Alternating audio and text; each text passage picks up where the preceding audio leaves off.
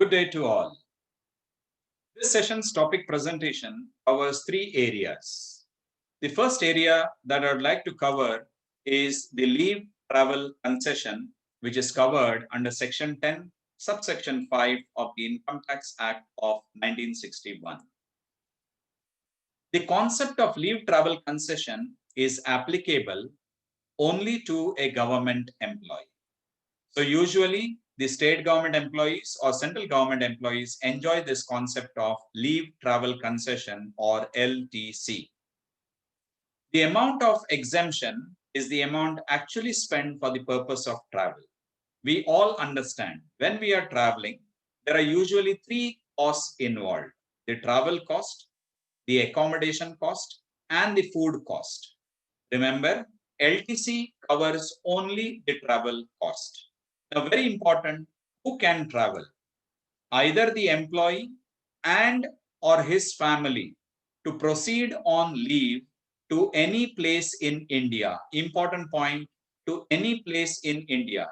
LTC is not applicable for an employee traveling outside India.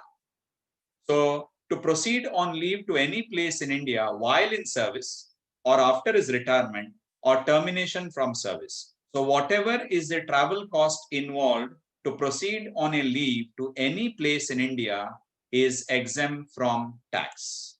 Now, what are the rules? Who can travel? I just mentioned that this concept of LTC covers both central as well as state government employees. As far as central government employee is concerned, this exemption is available in respect of two journeys performed in a block of 4 calendar years, that is from January to December, since 1986. So, two journeys in a block of 4 calendar years, exemption available for a central government employee, whereas a state government employee, LTC exemption can be availed only once in a lifetime. So once in a lifetime for a state government employee and two journeys for a central government employee. And those two journeys are to be performed in a block of 4 calendar years.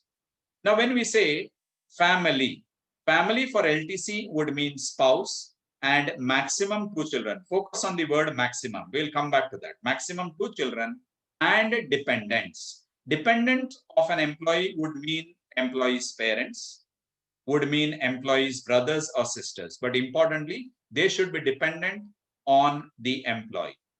Now, I just mentioned maximum 2 children. Multiple birth after the first child is considered as one child. For example, if the couple already have one child and the second birth is a multiple birth, for example, twins, then twins will be considered as one for the calculation of LTC exemption. Second concept that we need to discuss here is foreign allowance and perquisites received by an Indian citizen serving as an employee of the government of India outside India. I stress on the word outside India. Let's take an example. Mr. X is a central government employee.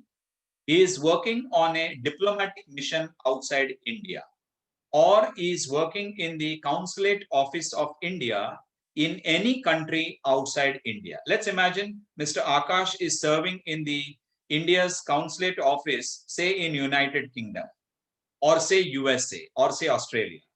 And this Mr. Akash is receiving foreign allowance and he is receiving perquisites. Allowances usually in monetary form, perquisites usually in benefit mode. So such foreign allowances and perquisites received by an Indian citizen serving as an employee of Government of India outside India is totally exempt from tax under Section 10, subsection 7. The third concept that we have to discuss, and that relates to amount received under a life insurance policy, and this is covered under Section 10, subsection 10D.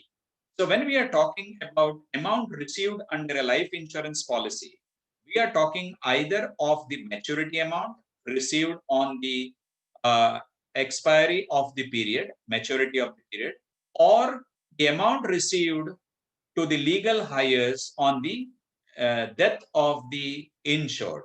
on the insured becomes deceased. Now, what are the rules? Very important point. Any sum received either on maturity or on the death of the insured to his legal heirs are totally exempt from tax. And this amount may also include bonus as well. But there are exceptions to this particular rule, meaning to say, all maturity amount received on life insurance policy need not be exempt. Let's look at which are the exceptions. First is, any sum received under a keyman insurance policy is not exempt from tax. What do you mean by a keyman insurance policy? Let's imagine an organization employs 20 employees. And if the employer has taken life insurance on the lives of select 4 or 5 employees only, he has not taken insurance on the lives of all the employees. He has taken insurance on the lives of some key or important employees only. When the policy matures and when the maturity amount is received by such key employees, that maturity amount is not exempt from tax. It is taxable. The second exception that we have is any sum received from a policy covered under Section 80DD subsection 3 and Section 80DDA subsection 3.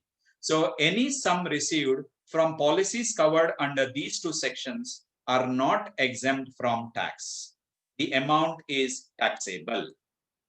Now, as far as insurance policies are concerned, we need to be aware about the premium and the related exemption or deduction as far as their annual points are concerned.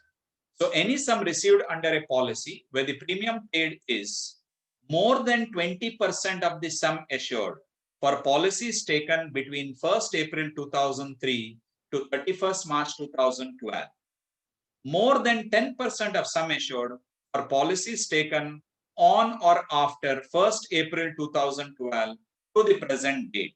And very important, for disabled SSEs, premium paid is more than 15% of the sum assured for policies taken from 1st April 2013 to date. Remember, 15% is applicable for disabled employees only. Now, what is the rule as far as annual exemption or deduction is concerned? Annual deduction is restricted to 20% or 10% or 15% of the sum assured as given above in different cases. And last point, very important, amount received on the death of a person is totally exempt from tax. Usually, the legal heirs of the deceased person will receive the insurance amount, the sum assured amount, and in their hands, the amount is totally exempt from tax. So that's all for this session. Thank you.